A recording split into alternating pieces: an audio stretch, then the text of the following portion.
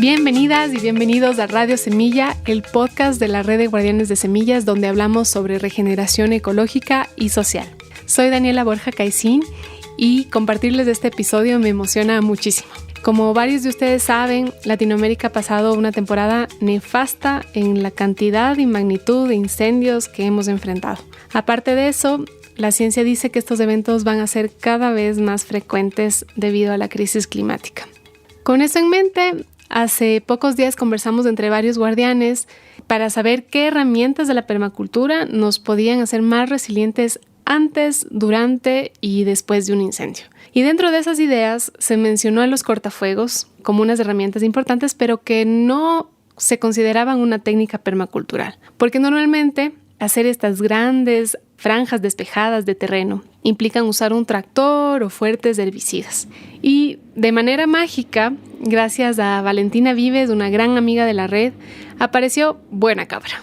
Es una iniciativa que justamente crea cortafuegos de manera alineada con la permacultura. Así que me emociona un montón compartir esta información, no solo por las herramientas que nos puede dar para proteger nuestras vidas y de los seres que nos rodean, sino también porque me ha sorprendido una vez más cómo los principios de la permacultura nos permiten encontrar soluciones creativas, llenas de ternura, cuidando la tierra y cuidando a la gente. Antes de pasar al episodio, quiero agradecer inmensamente a nuestros miembros que permiten que Radio Semilla exista. Nos mantenemos solamente en base a sus aportes y al voluntariado, así que si este contenido es valioso para ti, por favor entra a radiosemilla.com/apóyanos. Y lo chévere de este programa de membresía es que tenemos beneficios activados gracias a nuestros proyectos aliados exclusivos para los miembros. Y uno de ellos es de la guardiana Marcia Maquinis, que también tiene un episodio en Radio Semilla y se llama Yuyos Palugo. Y ella hace medicina herbal a través de extractos, tinturas, tés, infusiones, y sus productos son maravillosos, súper recomendados. Todos nuestros miembros tienen el 15% de descuento en todos los productos. Sin más que contarles, pasemos al episodio y espero que nos encontremos también la próxima semana en Radio Semilla. Hola Rocío, qué gusto tenerte en Radio Semilla Podcast. ¿Cómo llegas hoy? Hola Daniela, muchas gracias por esta invitación. Estamos muy contentos nosotros de acá desde Chile de poder compartir con ustedes lo que hacemos. Gracias por su tiempo también. Qué chévere que dentro de toda la conmoción global que vivimos, darnos un tiempito para respirar y compartir nuestros conocimientos es tan valioso. Así que te agradecemos desde todo el equipo. Quisiera que nos cuentes dónde naciste, cómo fue tu infancia.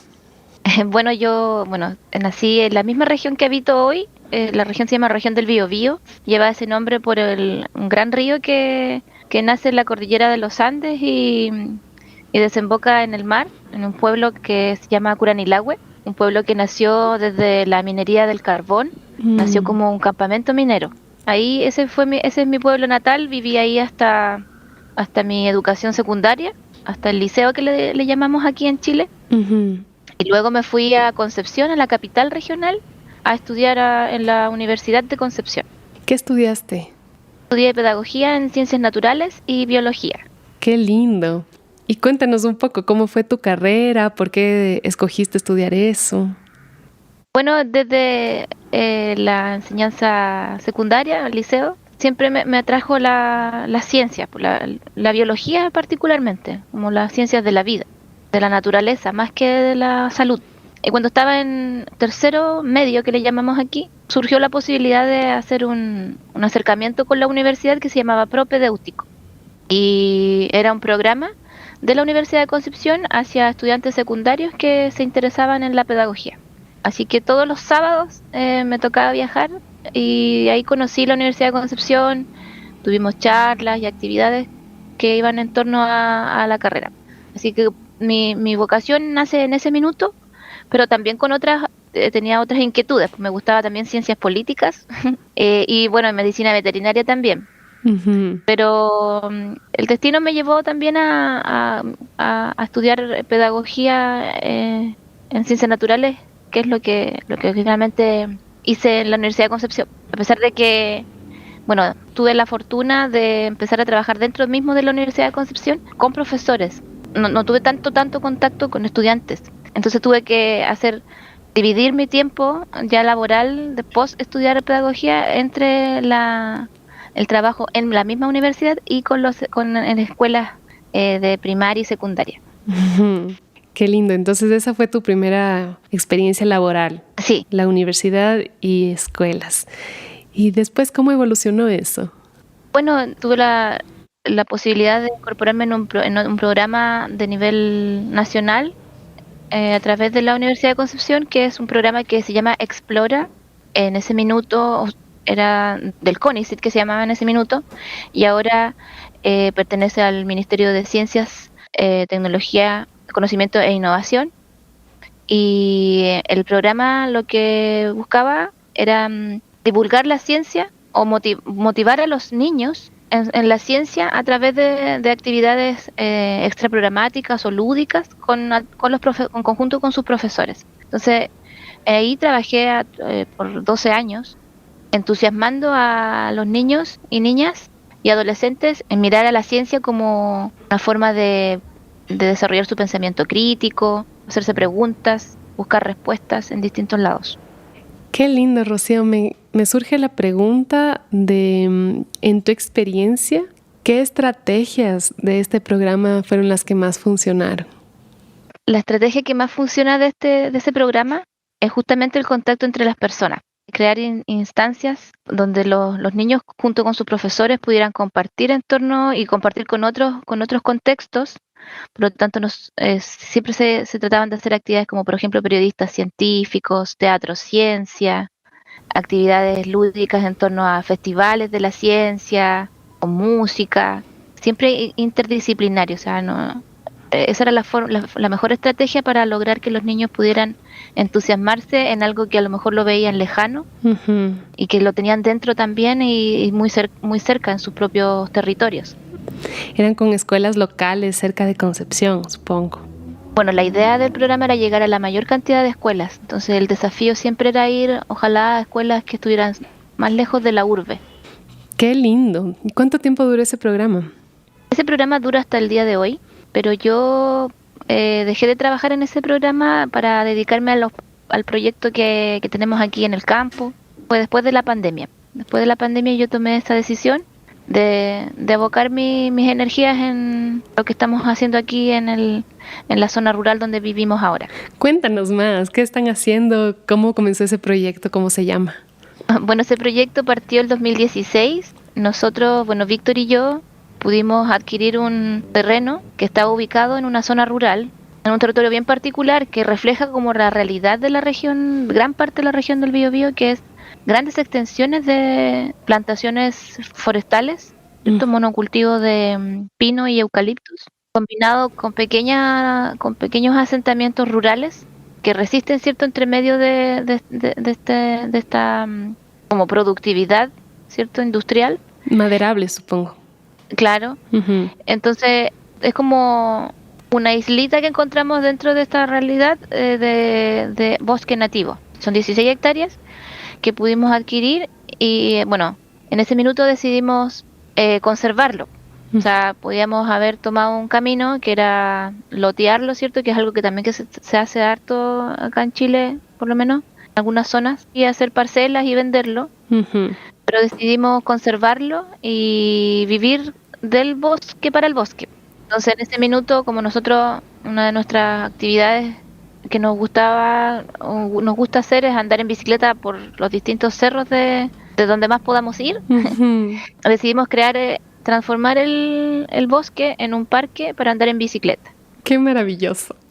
Entonces empezamos a hacer senderos entre medio de los árboles y así se creó Bosques de Chacay. Se llama así porque, bosques porque es un bosque, pero lo que buscábamos nosotros con esto que estábamos haciendo era mostrar o entusiasmar a más propietarios de bosques que podían hacer algo con su bosque, no solamente explotarlo o venderlo, sino que también soñamos con que pudiéramos hacer como una ruta de distintos parquecitos de ecoturismo en donde la gente pudiera hacerlo. Y Chacay porque el sector rural se llama Chacay. Y y además el nombre de un árbol que lo más probable es que haya habitado mucho aquí en este territorio y quedan muy poquitos. Ay, qué lindo. Entonces, el sector rural se llama Chacay en honor al árbol o arbusto, pero como te decía, queda muy poquito porque ha ido cambiando la realidad de la flora también. Claro. Y ahí nace el proyecto, con esa intención de conservarlo. Y a poco andar, bueno, empezamos a hacer, como te decía, esos senderos para andar en bicicleta y hacer ecoturismo, que las personas pudieran venir aquí a disfrutar de la naturaleza. Hicimos baños secos para mostrar otras formas de convivir, ¿cierto? De trabajar con nuestros propios desechos, compostaje. Y mi idea era que aquí en el parque se pudiera hacer un lugar para que la gente pudiera venir a aprender también de la naturaleza, al aire libre. Ese es como un objetivo final que tenemos también de hacer acá en el parque. Uh-huh.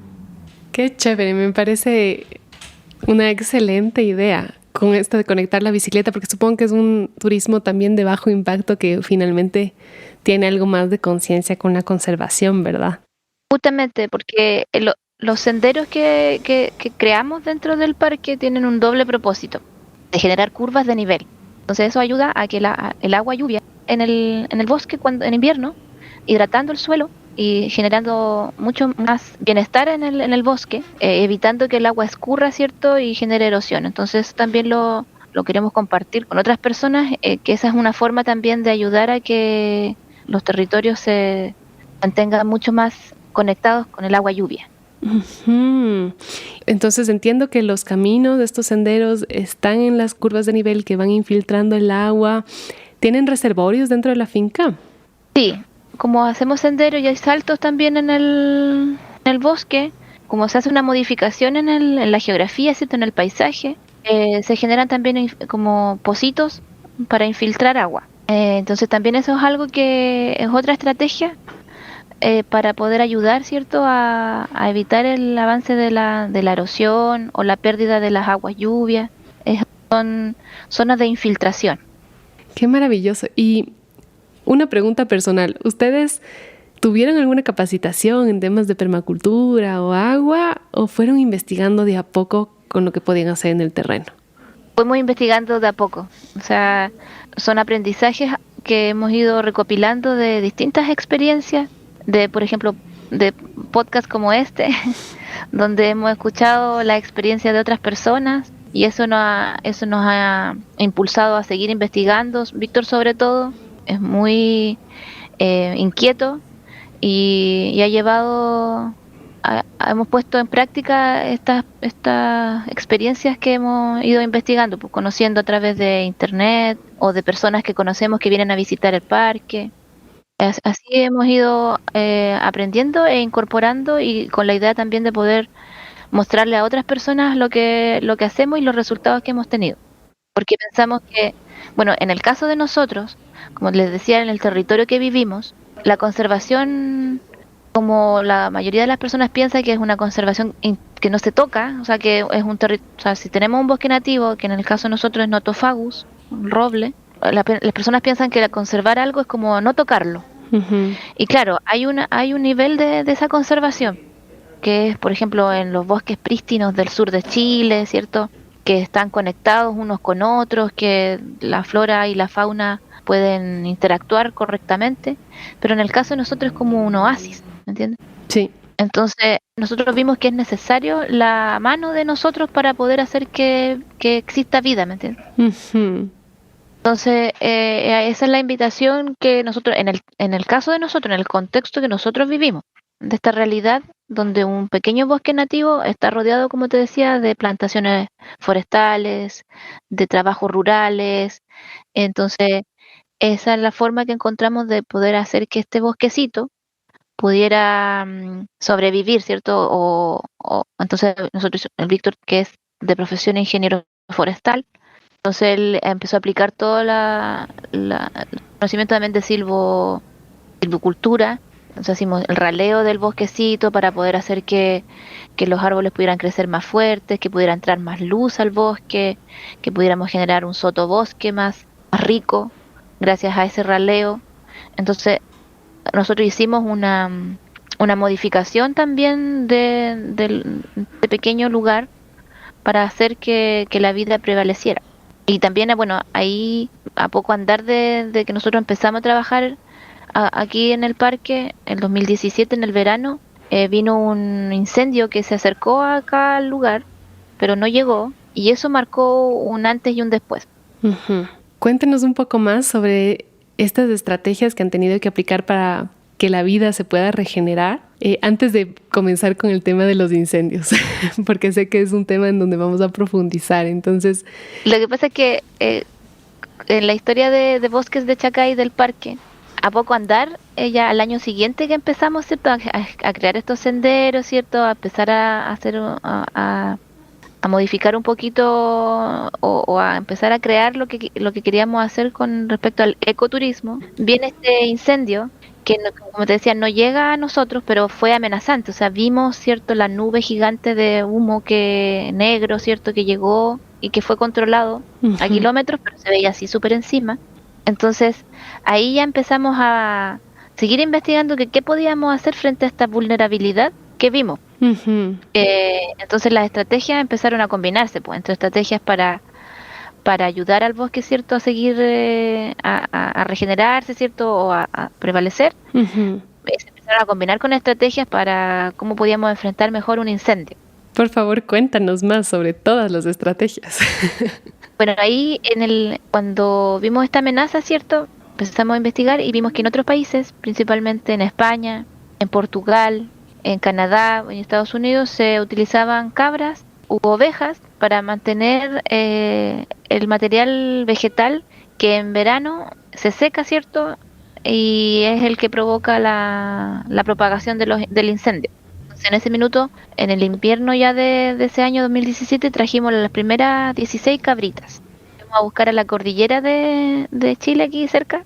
Trajimos desde la cordillera estas 16 cabritas de distintas edades, porque también quisimos traer cabritas más mayores, ¿cierto?, para darle una vida final aquí con nosotros. Entonces trajimos hembras, machito igual, pero después se lo castramos y la empezamos a reproducir con un machito aquí de la zona. Entonces ahí empezamos a aprender sobre el pastoreo estratégico con las bases, ¿cierto?, de la ganadería regenerativa, la rotación de ellos en el terreno, cercar, permitir, ¿cierto?, que entraran en una parte por un tiempo, después entraban en otra. Hicimos zonas como de exclusión donde no entraban, ¿cierto?, para proteger determinadas especies, y así fuimos trabajando desde el 2017 hasta la actualidad. Y bueno, también ahí empezamos a aplicar otras estrategias, que por ejemplo tenía que ver con la poda de los árboles, porque nos dimos cuenta, bueno, lo que íbamos investigando, que la propagación del fuego ocurre por el suelo, pero también de forma aérea. Entonces era necesario tener un área por lo menos de unos 3 a 4 metros entre el suelo y las copas de los árboles para que el fuego por donde entrara no pudiera propagarse. Bueno, todo esto era teoría hasta que llegó el incendio del 2023. Ahí logramos ver a ciencia cierta cómo se comportó el fuego y cómo se comportó el bosque y el terreno que nosotros modificamos, ¿cierto?, frente al incendio, que fue catalogado como un mega incendio. Podemos ver, ¿cierto?, los resultados de toda la estrategia, que también incluía zonas de seguridad. Igual esto también es algo que nosotros es importante compartir, que es clave tener zonas de seguridad, que esa es una zona que sea completamente despejada, ojalá plana, y nosotros le hicimos cercana a un río que tenemos, y ahí llevamos al rebaño, el vehículo. Y si bien, como te decía, nosotros desde el 2017 estábamos pensando en lo que es la prevención, como que nadie está tan preparado para un incendio. Entonces, sí habíamos pensado solamente en nuestra mente en cómo lo íbamos a hacer, pero nunca habíamos hecho un simulacro. Y teníamos en mente cosas que en el momento del incendio, en el momento de la emergencia, vimos que efectivamente eran necesarias. Por ejemplo, es necesario tener como un cerco donde pudiéramos retener a animales, por ejemplo, de los vecinos, o animales que se ponen nerviosos como los perros, protegerlos y que no huyan, ¿cierto?, en el caso de sobre todo los domésticos, porque lamentablemente los animales salvajes, ellos instintivamente no tienes cómo retenerlo. Ellos morir en un caso de incendio y no vas a saber bien qué va a pasar con ellos. En el caso de los bienes de las personas y de sus animales de granja, una zona de seguridad es clave. Me gustaría que puedas describir un poquito más de esta zona de seguridad, como otras cosas que te parecieron importantes ya con el incendio, sobre todo porque creo que es un episodio que nos puede preparar con su experiencia a toda la región. Entonces, me parece rico poder aprovechar que estamos juntas para sacar todos los detalles para poder replicar, ¿no? Sí, esta zona de seguridad, bueno, como te decía, es idealmente que sea una zona plana, que tenga muy cortito, en el caso de tuviera pasto, ¿cierto? Muy cortito, podría ser como, por ejemplo, en el caso de nosotros es un espacio plano, como que lo utilizamos como a veces para acampar, cerca del río. ¿Tiene un área mínima? Sí, tiene que ser como por lo menos 2 canchas de básquetbol. Y claro, y también en otras zonas ese espacio pudiera ser utilizado en otro contexto cuando no hay emergencia, para que no se transforme en un basural, por ejemplo, o no lo ocupen para otra cosa, sino que pudiera también tener un doble propósito y ser recreativo, por ejemplo, cuando no hay emergencia, pero cuando hay emergencia se ocupe para eso. Entonces, y que tenga, por lo que te mencionaba, que, bueno, ideal que pudiera tener, que es otra cosa que también nosotros, que no lo tenemos todavía bien implementado porque en el verano se seca, pero tenemos un gran acumulador de agua para que pudiera venir, por ejemplo, un helicóptero y sacar agua de ese lugar, o que los vecinos pudieran tener camiones con motobomba o camionetas con un estanque que se pudiera montar en una camioneta y con una motobomba y poder cargar, ¿cierto?, de agua en caso de emergencia. O sea, aquí en este minuto la zona de emergencia es un lugar que debería estar preparado para el combate del incendio. Lo que nosotros hacemos con las cabras es la prevención de incendios, o sea, evitar o modificar el lugar para que esté preparado para el incendio. Son 2 cosas que hay que trabajar para que una comunidad pudiera estar preparada para un incendio. O sea, la prevención, o sea, mantener limpio alrededor de sus casas, los techos, y en el momento del combate elementos o implementos y lugares que pudieran ser de refugio, porque aquí en Chile nosotros hemos visto, bueno, y en el incendio del 2024 de este año, murió mucha gente porque no hubo forma de evacuar. Y aquí en Santa Juana también murieron 16 personas, que también murieron muchas de ellas porque no supieron evacuar. Entonces, a veces, en un incendio, si estamos bien preparados, podemos quedarnos en el lugar y resistir el paso del incendio. Pero para eso, como te decía, hay que trabajar en la prevención y tener elementos que permitan combatirlo. ¿Me quieres contar, Rocío, cómo fue la experiencia de vivir ese incendio en el 2023? ¿Qué pasó a tu alrededor? Bueno, el incendio del 2023 que vivimos nosotros aquí partió el día antes, pero a kilómetros de nosotros. Entonces se sabía, empezamos a recibir noticias por WhatsApp, por la radio, que había comenzado el incendio justamente en el mismo lugar donde el incendio venía amenazante el 2017. Era como la misma imagen. Está estudiado por varios centros de investigación que los incendios son un poco cíclicos. Pero lamentablemente ese ciclo se está cortando. Entonces, del 2017 al 2023, pero después ya el 2024 el tiro vino en otro territorio, pero muy similar. Entonces, ese día, el día anterior, el día 2 de febrero del 2023, parte el incendio a kilómetros de acá. Y eso es otra cosa que ya es a nivel más de gobernanza, ¿cierto? Se empieza a cortar la luz. Entonces, cuando se corta la luz, también las antenas de comunicación se empiezan a fallar y también empieza a fallar la comunicación con los vecinos. Entonces también se corta el celular, ya teléfono fijo prácticamente no existe, por lo menos aquí en Chile. Todo el mundo usa teléfono celular. Claro. Entonces parte ese día y bueno, la noche la pasamos en vela, preocupados viendo cómo esa nube que se acercaba era rojiza, porque se veía el fuego en la noche a lo lejos que venía consumiendo el territorio, y con la esperanza, cierto, de que las autoridades y las empresas forestales que tienen la responsabilidad de combatirlo lo lograran mitigar, pero amanece y la cosa no cambia. Entonces Víctor con un vecino salen en camioneta a observar cómo venía el incendio. Y aquí yo me quedé, ¿cierto? Preparando una mochila, preparando una bolsa con comida, con la idea de irnos a la zona de seguridad y pasar el incendio ahí. Dejé lista una carpa, porque si bien nosotros trabajábamos como en la prevención y teníamos como confianza en la metodología, nos enfrentábamos a algo muy desconocido. O sea, yo nunca me había enfrentado a un incendio forestal. También estaba la posibilidad de que no resultara, de que el incendio fuera tal que igual entrara al bosque y se nos quemara todo. Ujú. Entonces salimos, ¿cierto? O sea, yo preparando las cosas aquí y a mis mascotas, ¿cierto? Mis perros con su arnés, tratando de dejar lo mejor preparado posible, mi gato en su caja y las cabritas en el corral, pero había un grupo de cabritas que estaban libres. Entonces llega Víctor y me dice que no, que ya el incendio es inminente que llega aquí, o sea, está descontrolado, o sea, no hay cómo frenarlo y tampoco se veían brigadas y autoridades o no se veía el despliegue Ujú. necesario para que decir que íbamos a estar a salvo, entonces, o que el incendio no iba a llegar acá. Desde que Víctor llega hasta que el incendio llega no pasa más allá de una hora. Entonces empezamos a hacer lo que habíamos planeado en nuestra mente solamente. Ujú. Entonces era llevar a las cabras a la zona de seguridad, donde no teníamos un cerco, porque eso era algo que no lo teníamos todavía, y entonces le íbamos a retener allá nomás. Entonces llevamos, ¿cierto?, las cosas, yo bajé con los perros, con mis gatos y un par de cosas que alcancé a llevar. Cuando volví, ya el incendio estaba encima. Entonces ya no había posibilidad de sacar más cosas de la carpa, todo eso quedó a medio camino. Llevamos el rebaño. Y aquí hay algo muy particular de esta experiencia porque ellas, las cabras, bueno, en ese minuto eran yo creo que unas 80 cabras, no estoy bien segura qué cantidad eran en ese minuto, Ujú. no estaban histéricas, o sea, ellas estaban como tranquilas.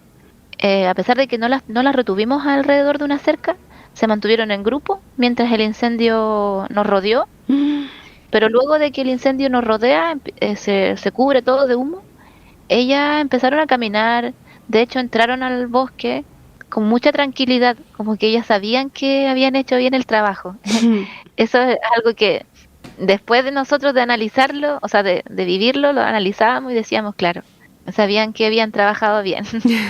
Pero en ese minuto era muy desconocido para nosotros y entonces llevamos a las cabras a la zona de seguridad. Yo me quedé con ellas y las mascotas abajo en la zona plana, pero Víctor entró al bosque. Víctor se puso, ¿cierto?, una polera húmeda en la cara Ujú. y vino hacia el bosque porque nuestro terreno tiene desniveles, pues es un cerro que llega hasta un río. Ya.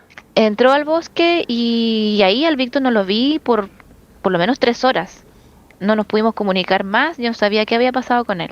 Y después al rato llega mi cuñado con mi cuñada, que ellos atravesaron todo el terreno, desde Curanilagua que te mencionaba, que era nuestro lugar de origen, Ujú. hasta acá, que son como 2 horas de viaje, vinieron a ayudarnos, también poniendo en riesgo su propia vida y llegaron acá y nos vinieron a ayudar y eso fue muy, muy bonito igual, bueno, también muy riesgoso. Ujú. Se aconseja que las personas se muevan y que entren a los lugares de incendio. Entonces, así vivimos el incendio y bueno, como es un momento bien chocante, hay episodios que a mí ya se me están olvidando un poco, pero hay cosas que tengo mucho en la mente, que es lo rápido que el incendio se propaga. Entonces Ujú.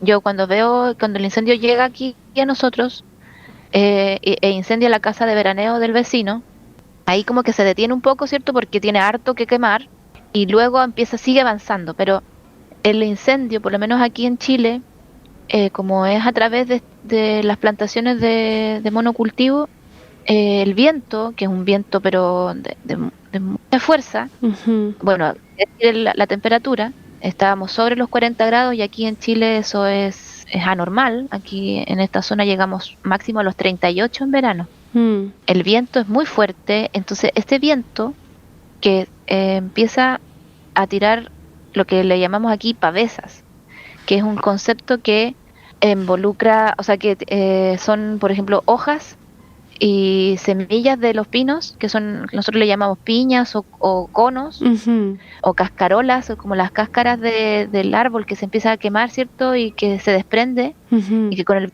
empiezan a volar. A esas le llaman pavesas técnicamente. Y esas pavesas vuelan y van como los tentáculos de un pulpo, adelantando al incendio. Entonces, esas pavesas entran a los terrenos y empiezan a quemar, generar focos. Entonces se une con el incendio grande. Entonces, esas pavesas entraban aquí al bosque y no lograban hacer esa propagación porque no había un material combustible. O sea, el pasto estaba cortito, seco, como en todas partes por el clima, por la temporada, claro.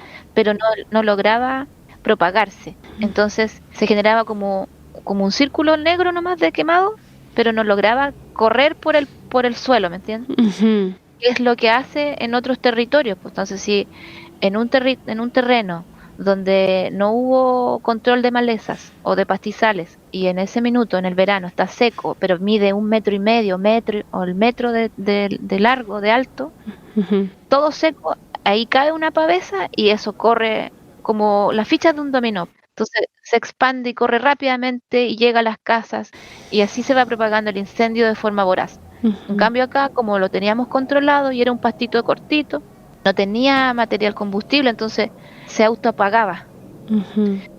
Y eso es lo que ahí nosotros pudimos comprobar que es efectiva la forma de tener un cortafuego, que es un cortafuego vivo, ¿cierto?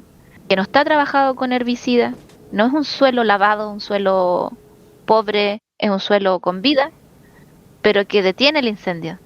Ujú. Entonces, eso es lo que nosotros logramos hacer y comprobar con esta metodología, porque como te decía, en otros países se utiliza, o sea, en California utilizan cabras, en España existe el pueblo que nunca se quema, Mm. porque pastorean en comunidad, alrededor del pueblo siempre están pastoreando, por lo tanto el fuego nunca entra a ese pueblo. Y esa es la forma que nosotros pudimos comprobar que aquí en Chile, en este territorio de la región del Biobío, donde las condiciones son súper vulnerables en cuanto a sequía, al manejo de las plantaciones, funcionó. Y eso es lo que nosotros nos motiva a seguir adelante y estamos en este minuto trabajando para proteger más territorio. Aquí, por lo menos en nuestro sector, que es el financiamiento que hemos logrado adquirir con el sueño de que esto lo pudiéramos propagar no solo aquí en la región, mi región, sino que en otras regiones de Chile y también en las regiones, en los lugares de Latinoamérica que lo necesiten. Ron, ¿nos quieres explicar qué es un cortafuego en general? ¿Por qué se define un cortafuego? Y también cómo escoger un lugar ideal para un cortafuego. Supongo que hay una estrategia para hacerlos. Claro, un cortafuego es un área que garantiza que el fuego no va a entrar o que va a permitir, ¿cierto?, que las brigadas de contraincendio puedan trabajar. Ya. Nosotros hemos comprobado que aquí, por el nivel del viento y todo eso, o sea, un cortafuego tiene que tener por lo menos 10 metros de ancho, Ujú. pero la legislación aquí creo que exige solo 5, Hmm. pero nosotros vemos que no es efectivo. Entonces, tiene que ser un área ancha que evite que estas pavesas, ¿cierto?, Ujú. logren atravesar. Por ejemplo, una carretera normal de 2 vías no es un cortafuego. El fuego fácilmente atraviesa ese ancho. Una autopista puede ser de varias, no sé, unas 3 o 4 pistas por lado, pero tiene que ser muy ancho. Supongo que también depende del viento, ¿no? Sí, Ujú. también depende del viento. Y bueno, como el viento muchas veces es impredecible, el cortafuego se hace en un área de acuerdo a lo mejor a la geografía. Entonces, geográficamente hay áreas que son más adecuadas para hacer un cortafuego. ¿Cómo cuáles? ¿Cuáles serían las características para escoger dónde poner los cortafuegos en un territorio?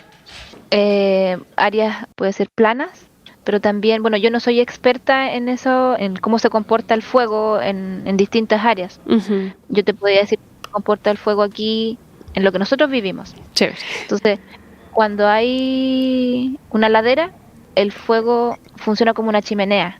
Entonces, la parte más vulnerable para que se queme es en la parte alta.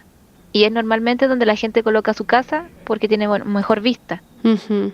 Pero ahí está mucho más vulnerable. Entonces, hay que mantener esa área alta despejada. Ojalá no colocar habitaciones ahí, pero el área del cortafuego depende mucho de cómo es la geografía y la vegetación que existe en ese lugar. Quería preguntarte qué pasó después de que Víctor dio la vuelta a la finca. ¿Cómo terminó la finca con las estrategias que habían implementado de cortafuegos? Bueno, el fuego no logró entrar Nosotros tenemos unas pequeñas edificaciones aquí en el parque, un lugar para recibir a los turistas, un domo para alojamiento, nuestra pequeña casita. Todo eso estaba en pie. El fuego no logró alcanzar ninguna de esas edificaciones, solamente una que teníamos a la entrada del parque, que era un galpón donde teníamos fardos para el invierno de las cabras. Uh-huh. Y claro, pues como paja seca, ¿cierto? Y ahí entró una pavesa y lo quemó completamente. Uh-huh. Entonces, eso fue lo único que el incendio logró afectar, pero el interior del parque, los árboles no se quemaron. Los que sí se quemaron fueron los que enfrentaron el incendio. O sea, la primera línea de árboles, esos árboles fueron muy afectados, muchos de ellos murieron.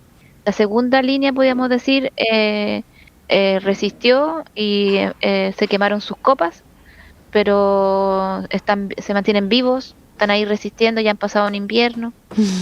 Y la tercera y la cuarta línea de árboles, o sea, lo digo así como para que se lo imaginen, pero es un bosque nativo que es irregular, se puede decir. Claro. Pero es como para que se imaginen cómo el incendio fue frenado. Uh-huh. O sea, como que hubo una línea de árboles que se inmoló, ¿cierto? Que recibió el fuego en su totalidad, y los siguientes se fueron protegiendo y protegiendo el bosque, protegiendo a nosotros y protegiendo a la comunidad que vive al lado. Entonces, en definitiva, el parque, con su extensión, se transformó en un cortafuego verde.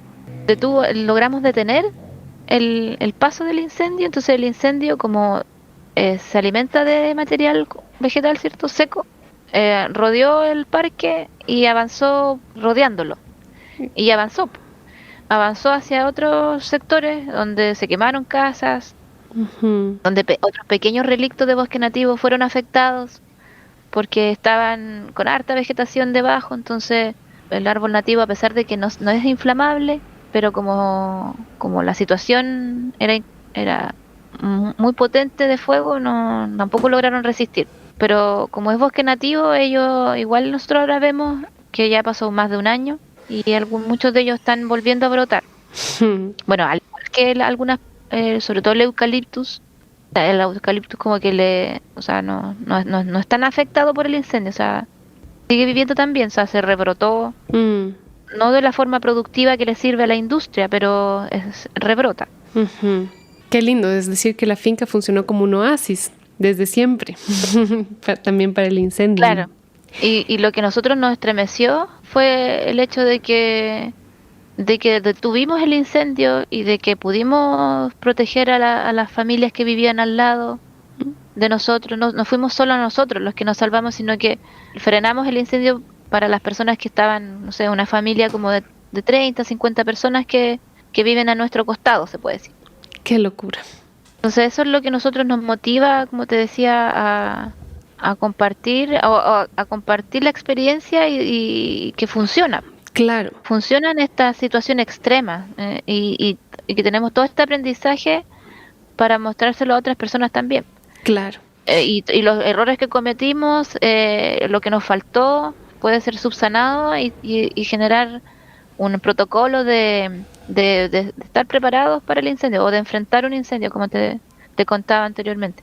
Sí. Tengo dos preguntas. La una, si tienen un cortafuego de pastoreo con las cabras en todo el contorno de la finca, o es más bien selectivo por cómo podría avanzar el fuego. En el caso de nuestro parque de bosques de Chacay, nosotros implementamos el pastoreo estratégico en todo el parque, en toda el área. Uh-huh. Por lo tanto, el parque sería un cortafuego. Pero existen otras formas de hacer anillos de protección, uh-huh, o barreras. Nosotros, gracias al proyecto que nos adjudicamos, que se llama Prevención Ecológica y Comunitaria de Incendios, y que lo postulamos a una fundación aquí chilena que se llama Fundación Lepe, y tiene un programa que se llama Fondo Común. Fuimos uno de los 7 proyectos que nos adjudicamos ese financiamiento a nivel país. Entonces, gracias a ese financiamiento, hoy en día, de hecho este mes, empezamos a hacer ya los cortafuegos claves que los determinamos en conjunto con la comunidad, que de acuerdo a distintos criterios, dónde íbamos a hacer los cortafuegos. Entonces vamos a hacer áreas que se lo pueden imaginar como rectángulos de cortafuego con las cabritas en distintos puntos de la zona aquí rural para protegernos, para proteger a más habitantes, a más territorio rural. Pero como te decía, se puede hacer un anillo de protección, por ejemplo, de una zona más. Por ejemplo, si quisiéramos proteger un parque nacional, por ejemplo, un parque más prístino, como el que se pudieran hacer perfectamente anillos de protección con esta metodología alrededor de ese parque, de manera de generar como una barrera, ¿cierto?, de protección. Y la clave aquí es sin el uso de herbicida. Entonces, así pues, se mantendría la biota, la biología del suelo, del subsuelo, no se afectarían a los polinizadores, porque esta metodología es rotativa, o sea, se entran a los animales de forma controlada, a través de cercas, y también con el apoyo de personal especializado, que cuidan, ¿cierto? O sea, que colocan las mallas, que cuidan a los animales, que no se salgan, que actúen donde estratégicamente queremos que estén, y luego salen y se van a otro territorio a trabajar.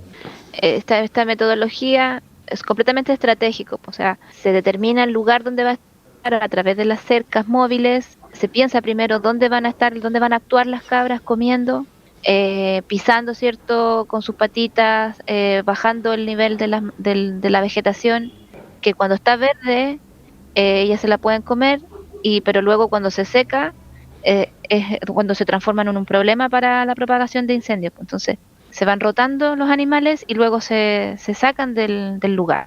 Es como ellas se transforman en una herramienta para cortar el material vegetal, el pasto, el pastizal, las plantas introducidas, ¿cierto?, que generan un problema en la propagación de los incendios. Uh-huh. Ellas solo se comen el material cuando está verde todavía, ¿verdad? Efectivamente, sí. No les gusta, o sea, no es tan palatable como se diría para ellas comer pasto seco. O sea, tiene que estar, por eso es prevención, o sea, se hace, idealmente la prevención con ellas se hace durante todo el año. Uh-huh.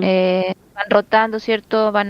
Están un tiempo en un área y luego a lo mejor vuelven meses después a esa misma área a, como comillas, repasar, para que ya en el momento cuando llegue el verano y esté seco, esté cortito, pero vivo. O sea, en definitiva, el pasto cuando llega a estar seco es porque igual necesitaba ser comido por algún herbívoro. O sea, eso es algo que nosotros igual nos gusta mencionar, uh-huh, que los vegetales siempre conviven con los herbívoros. Entonces, cuando existen terrenos abandonados, donde ni siquiera pasan animales nativos, ¿cierto?, que se coman ese pasto, uh-huh, y tampoco hay animales de pastoreo o de corral, como le llaman los agricultores, ese pasto no completa su ciclo.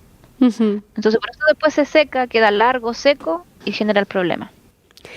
Es clave lo que estás diciendo, Ro, porque a veces pensamos en la conservación o en la regeneración como algo que no hay que tocar o que no hay que intervenir. Pero, claro, estas conexiones naturales de ver más profundo y decir, bueno, somos un sistema y necesitamos de todos los elementos, nos dan claves para que sea la regeneración más rápida y más efectiva, ¿no? Justamente, o sea, esta es una solución basada en la naturaleza, que copia de la naturaleza cómo es la interacción natural entre los animales y el mundo planta. Ambos se necesitan. Uh-huh. Y cuando el ser humano empieza a intervenir los territorios a través de la agricultura, de la ganadería y luego después del abandono o de la industria, se empieza a romper ese equilibrio. Entonces, con el pastoreo estratégico se trata de volver un poco ese equilibrio de interacción entre herbívoro y planta. Qué fantástico. ¿Me puedes contar por qué cabras en vez de otro animal? Si hay otros herbívoros, ¿no? Como caballos o vacas o llamas. Nosotros escogimos particularmente cabras porque aquí en nuestro territorio hay una planta introducida que es la zarzamora, que le llamamos aquí, o la zarza, Ujú. que invade mucha extensión de terreno y que en el verano es una de las principales, que se seca, está muy seca y propaga mucho el incendio. Eso sumado a pastizales, retamillas y a otras especies vegetales que están muy secas en el verano y de de altura. Entonces, cuando investigamos, vimos que las cabras son una de las que ellas tienen una dieta más amplia. Ujú. Y la oveja, por ejemplo, no come zarza. Mm. En cambio, la cabra sí, no tiene problemas con ella y la logra erradicar prácticamente. Ya, como además es introducida, es como una plaga. Ujú. Entonces, por eso, en el caso de nosotros, escogimos a la cabra. Pero se puede hacer el pastoreo estratégico para la prevención de incendios con todos los animales incluso que me mencionaste, Mm. porque depende también del territorio. Bueno, la cabra es un animal que habita casi todo el planeta. Hay muchas razas y están habituadas a distintos climas. De hecho, es un animal, por lo que nosotros hemos estudiado, que es el animal que el ser humano primero domesticó. Mm. Estamos hablando desde la Mesopotamia. Ahí hay registro de la primera interacción entre el ser humano y este animal, pero la prevención de incendios se puede hacer, o el pastoreo estratégico, se puede hacer con distintos animales herbívoros, con los que me mencionaste, con caballos, con ovejas, con llamas, con el animal que habita ese territorio. Ujú. La oveja, por ejemplo, es muy buena para trabajar por ejemplo, con viñedos, con árboles frutales, porque como no tiene una dieta tan amplia, solamente se aboca a comer lo que está a ras de suelo. Ujú. En cambio, la cabra sí es más curiosa, ¿cierto? Y le gusta de todo, entonces se va a parar en dos patitas y va a comerse el árbol o de repente va a probar también incluso la corteza del árbol. Ya. Bueno, y por eso también escogimos la cabra, ese es otro motivo, porque como se paran dos patitas, también hace una extensión en altura de cortafuego. O Mm. sea, si encuentra una zarza que está bien alta, también se va a parar en dos patitas y se la va a comer. Ujú. Eh, por eso ella, pero en el caso de otros requerimientos se pueden utilizar otros animales herbívoros. Qué interesante. ¿Y aprovechan las cabras para otros usos? Es decir, toman un poco de leche o para carne, para cuero. Sí, o sea, bueno, en particular nosotros, nuestro rebaño lo tenemos como un rebaño modelo, se puede decir, Ujú. que es para poder seguir mostrando la implementación de la iniciativa, mostrar cómo se hace, ¿cierto? Y bueno, y además que nosotros ya generamos un lazo afectivo con ellas. Claro. La hemos visto nacer, morir, enfermarse. Entonces nosotros tenemos una conexión con ellas, por lo tanto no las vamos a vender para carne, pero sí hemos pensado en el tema de la lechería. Ujú. Pero eso es en el caso de nosotros, de nuestro rebaño. Pero lo que nosotros queremos promover y que es clave también para la regeneración de los suelos, que más personas que viven en el campo tengan animales herbívoros, o sea, de corral o de pastoreo, en este caso de nosotros, o sea, de lo que hacemos nosotros. Ujú. La idea de Buena Cabra, que así se llama el emprendimiento o empresa que estamos impulsando, es promover en las personas que viven en el campo, los pequeños agricultores, los campesinos y campesinas, vuelvan a tener animales de cabras u ovejas y podamos en comunidad generar, por ejemplo, una asociación entre todos y utilizar los animales de todos para ir a hacer los cortafuegos hacer anillos de protección en distintas áreas para prevenir incendios, ¿cierto? Protegernos, estar preparados para la temporada de incendios, pero ellos puedan utilizar, ¿cierto? Sus animales y también aportarle a su economía. Entonces, Ujú. la proyección que nosotros vemos de esta estrategia va incluso más allá de la sola prevención de incendios, sino que también de cómo hacemos que la vida rural permanezca, prevalezca, siga vigente, que tenga más apoyo, o sea, que no sea tan empobrecida, porque particularmente, por ejemplo, aquí en Chile, los productos de la cabra, o sea, sobre todo el queso de cabra, es muy bien pagado.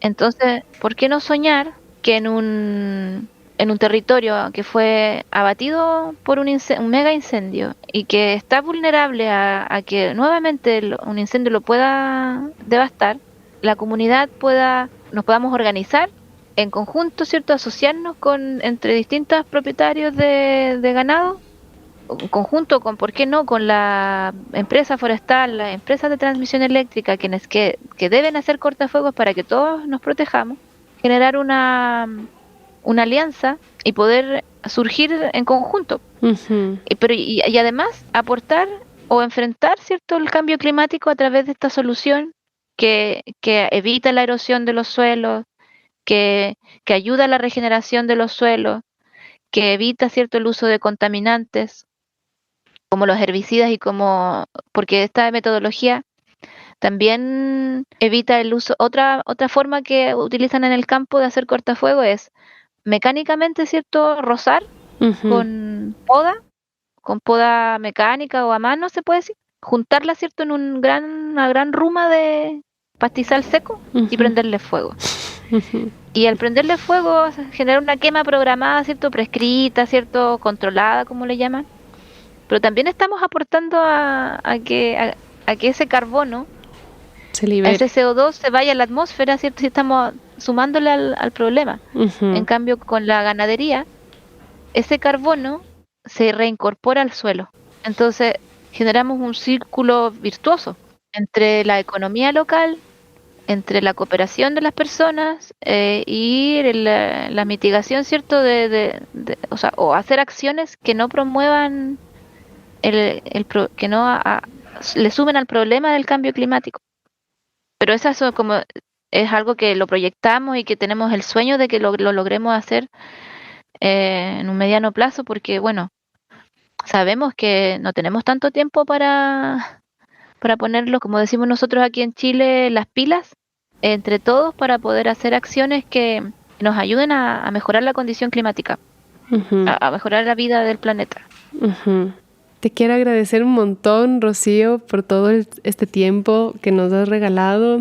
Estoy impresionada con todos los logros y me encanta que el proyecto avance a nivel regional. Para ir cerrando esta entrevista, quería preguntarte dónde te puede contactar las personas y si tienes algo final que nos quieras compartir.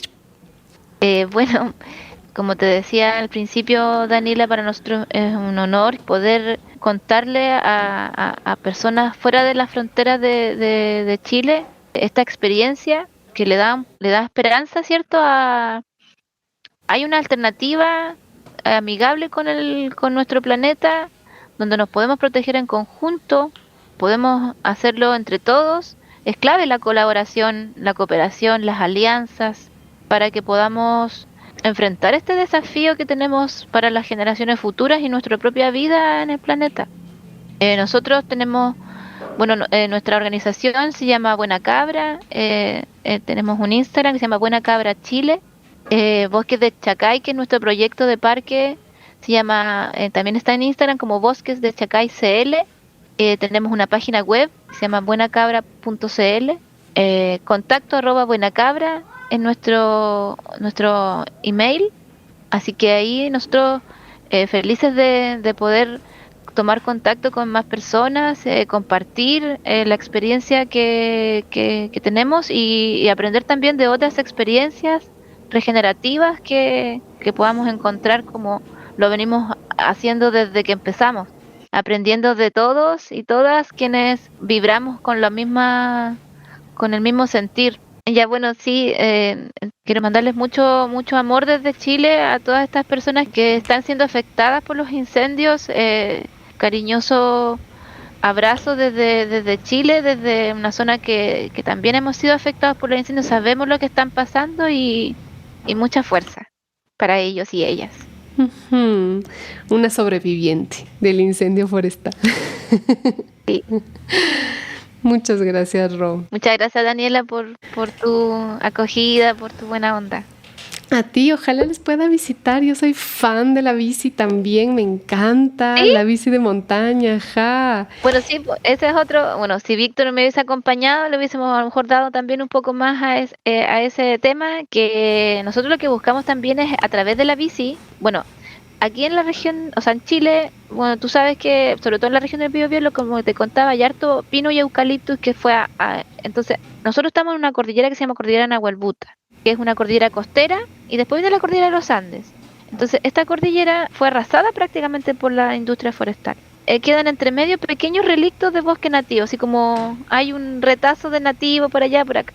Entonces nosotros pensamos que con la bici, con el mountain bike, andar en la montaña en la bici, hacemos visible la cordillera, hacemos visible estos pequeños relictos de bosque nativo y hacemos que los podemos proteger de esa manera. Porque al ser visitado por personas, pensamos que así también podemos evitar, o sea, el turismo a través de la bici, o sea, a través de que las personas visiten los lugares, hacemos como que protegemos de cierta forma también los lugares. Vemos como que la bicicleta es una forma de proteger la naturaleza. Claro que es como conocer para amar. Por supuesto, de cómo estamos nosotros viviendo. Ajá. Y se conecta mucho con lo que hacías antes de educación ambiental, finalmente, ¿no? Sí, sí. Bueno, me quedé con una pregunta también. ¿Has aplicado tus conocimientos de este apasionamiento por la naturaleza dentro del bosque del Chacay? ¿Cómo se ve eso en la reserva? Sí, bueno, hemos hecho actividades con niños, bueno, ese es otro proyecto o sea, que también queremos desarrollar aquí en el parque, que es de educación al aire libre. Me gustaría poder hacer distintos módulos que los niños puedan venir a aprender cualquier asignatura del colegio aquí en el bosque. Como que eso es como un proyecto que tenemos ahí en carpeta, que por el tema del pastoreo, ¿cierto? Lo hemos dejado como más estancado, pero me gustaría, y también en colaboración con distintos saberes, traer distintas talleristas, que relatoras o relatores que vengan aquí a trabajar con los niños o con grupos de personas, que sea muy colaborativo, eso me gustaría. Ajá, ajá, qué lindo. En Ecuador tenemos algunos proyectos que hacen bosque escuela, se llama. Sí, eso. Ujú, y han hecho ya los enlaces con las escuelas fiscales. Entonces, por ejemplo, algunos alumnos de esas comunidades van un día a la semana al bosque para aprender sobre los ciclos de Justamente. agua. Es tan poderoso, porque además es loco cómo los libros de texto son bien unificados. Al menos aquí en Ecuador pasa, y siento que sí pasa en Latinoamérica en general, que tenemos el libro de los animales y está un león, una cebra, una jirafa, un Lo mismo. hipopótamo que nunca vamos a ver en nuestra vida y que es mucho más probable que veamos aquí en Ecuador un oso de anteojos, un armadillo, la llama, Claro. que no aparecen en los libros de texto. Entonces es tan lindo poder, bueno, ya si no vamos a editar nuestros propios libros, de todos modos poder tener estas referencias in situ de lo que vemos en nuestra región y en nuestros ecosistemas, ¿no? Justo. Es transformador, porque es también cómo concebimos el mundo, ¿no? Claro que sí. Entonces eso es lo que es el proyecto que tenemos aquí. Pues sí, de hecho yo hice unos pequeños cursos de bosque escuela, pues de Forest School. Qué lindo. Bueno, yo quiero ver esos proyectos. Así que Ojalá. cuando vengas a Chile, tú ya tienes mi número y bueno, y el contacto. Yo casi yo llevo años con el mismo número, así que bueno, también está el Instagram. Supe. Me contactas y vienes a vernos. Seguro. Todas las conexiones yo ya sé igual dónde están. Sí, pues estamos aquí, región del Biobío, Santa Juana, se llama nuestro. Sí, también pienso en eso, que con esto de la inteligencia artificial estamos tan vulnerables a que todo lo digital de repente caiga. Sí, yo también Eh, siento. Así que es bueno Tener las coordenadas. alternativas. Ajá. Sí, sí, sí, sí. Por eso le decía también esto del teléfono fijo. Aquí en Chile se cortaron, ya no hay teléfono fijo. Antes, aquí que es un lugar de muchos terremotos, antes el teléfono fijo funcionaba en terremotos porque no dependía de la luz. En cambio ahora todo con el teléfono celular, entonces cualquier catástrofe ya quedamos completamente incomunicados. Qué locura, ¿no? Sí, sí es una vulnerabilidad que todavía no nos estamos dando cuenta. Bueno, la época que nos toca. Bueno, pero también es esta oportunidad, ¿no? De conectarnos y de poder claro. compartir las experiencias, chuta, a kilómetros de distancia, ¿no? Qué lindo. Eso te iba a contar que hice alguna vez un viaje en bici desde Perú a Brasil. Hice con 3 amigas más. Y ahora tengo una pareja y una guagua. Y entonces justo pensaba que sería tan lindo visitar Chile así en bici. Sería como... Ese es el siguiente plan. Vamos a ver. Ya, muy bien. Que crezca Muy un bien. poquito. Nosotros, de hecho, estamos los cicloturistas que atraviesan Chile en bici. Cuando no se van por la autopista, que es muy fome, pasan por aquí y nosotros estamos en una página que se llama Overlanding. Entonces han llegado cicloturistas de distintos países porque como estamos en esa página como parque amigable para cicloturistas, hemos conocido gente de distintos países. Así que si Qué haces esa lindo. aventura, vamos a estar ahí en el punto de llegada. Me voy a anotar en el overlanding también. Sí. Ya, pues, Ro, también extiendo la invitación. Si es que quieres venir algún rato por acá, ya tienes amigos. Muchas gracias por esta oportunidad de poder compartir esto y conversar contigo, Daniela. Muchas gracias. A ti, Rocío. Ha sido un placer conversar y espero que así como se expande el fuego, se expande la regeneración. Hasta la próxima semana, amigas y amigos de Radio Semilla.